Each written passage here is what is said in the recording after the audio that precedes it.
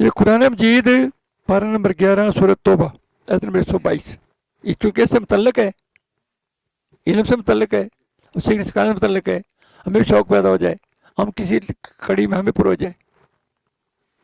اس میں قرآن جی حکم ہے، سورۃ توبہ پارہ نمبر 11 آیت نمبر 122، ارشاد باری تعالیٰ ہے، مسلمانوں سے یہ تو نہیں ہو سکتا کہ سب کے سب نکلیں، تو کیوں نہ ہوا کہ ان میں ہر گروہ میں سے ایک جماعت نکلے کہ دین کی سمجھ حاصل کریں اور واپس آ کر اپنے قوم کو ڈر سنائیں، اس امید پر کہ وہ بچیں۔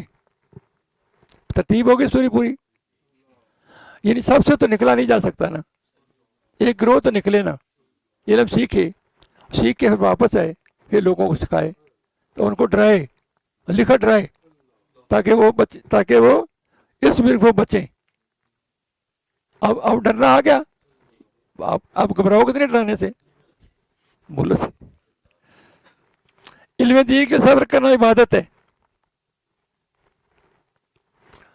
اور پورا عالم دین اور فقیہ بننا ہر شخص پر ضروری نہیں ہے، بلکہ یہ فرض کفایہ ہے، فرض کفایہ، سمجھائیے کہ بستی میں ایک اس پر عمل کرے سب کی طرف سے ادا ہو جاتا ہے، جنازہ نہیں فرض کفایہ، ایسے بولو، اور تہجد سنتے سنتے کفایہ، بستی میں ایک ادا کرے سب طرف ہو جاتی، بول دے نہیں، تہجد بستی میں ایک کوئی ادا کر دے سب طرف ہو جاتی۔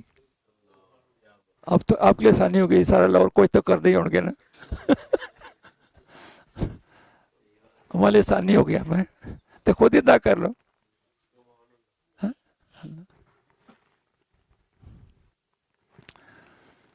اچھا، جیسے عام حالات میں جہاد فرض نہیں ہے، جیسے عام حالات میں جہاد فرض نہیں ہے بلکہ فرض کفایہ ہے، جبکہ تزکیہ نفس اور تصفیہ قلب فرض عین ہے۔ آپ بتاؤ، آپ نہیں جانتے تزکیہ نفس اور تصفیہ قلب کیا ہے؟ فرض عین ہے۔ حفظ قرآن سے علم قرآن افضل، حفظ حدیث سے علم حدیث افضل۔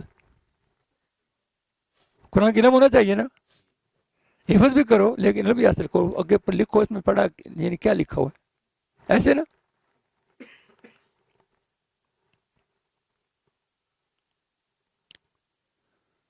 اللہ، یہ مسئلہ ایک ہے کہ تلاوت قرآن اور نوافل پڑھنے سے افضل ہے علم فقہ حاصل کرنا، شامی، یہ مسئلے کی بات ہے۔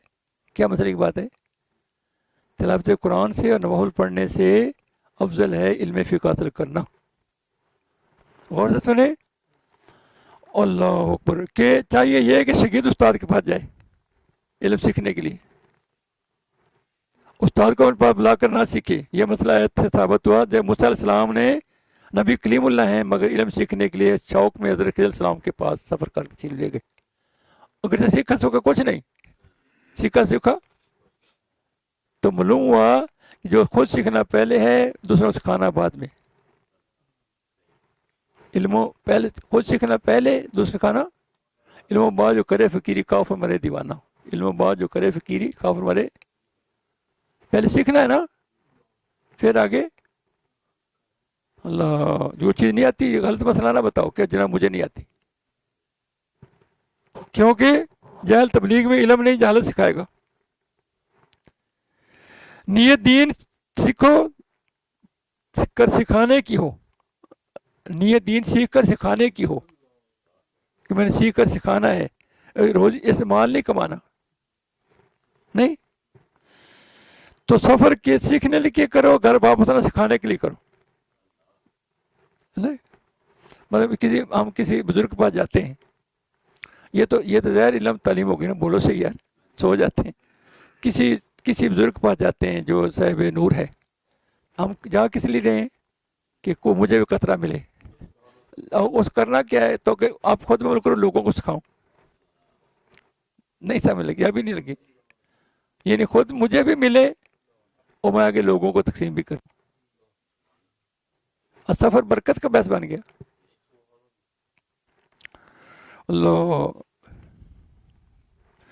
فقہ فی دین، یعنی دین سمجھنا بہت ہی بڑا کام ہے۔ فرمایا نبی صلی اللہ علیہ وسلم نے، فقیہ عباد اشد علی الشیطان من الف عابد، सुनो हदीस मुबारक, इबलीस पर एक फकीया 1000 आबदों से पारी है।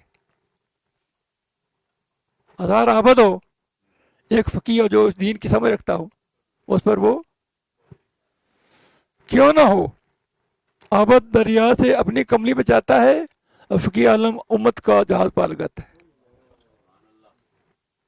आबद है, अपनी कमली बचाएगा ना, पानी में डूब ना जाऊं, नहीं दुनिया से बात निकल जाऊं, तो आलम कितने लोगों को बेड़ा पार लगाता है। इधर को मसला सीखे, वो खुद सीखे, अमल करे, बच्चों को सिखाए, किसी और सिखाए सिखाए। जी आपको कई लोगों से वास्ता पड़ता है, आपको इल्म में होगा तो आप उनको सिखाएंगे इंशाल्लाह, है ना। अल्लाह, इसलिए कहते हैं उलमा को नैब रसूल को वारसे जनाब मुस्तफा कहा जाता है। इसलिए उलमा को नैब रसूल को वारसे जनाब मुस्तफा कहा जाता है। अपनी इतना मुश्किल का मैं डाल दिया। सुनो, विरासत माल से विरासत कमाल अफजल है। विरासत माल से अली शेर फरमाते हैं राजी अल्लाह ताला अन्हु, बेशक माल अनकरीब फराह हो जाएगा, मगर बेशक इल्म बाकी है जिससे जवाल नहीं। जरा माल खर्च करने से घटता है, जबकि इल्म हासिल करने से दिन ब दिन बढ़ता है। अल्लाह माल भी घटता बढ़ता ही है, एक के 700 गुना, 70 गुना, 100 भी, 10 गुना तो है ही है, जितनी नीयत तो ना पाक। अल्लाह।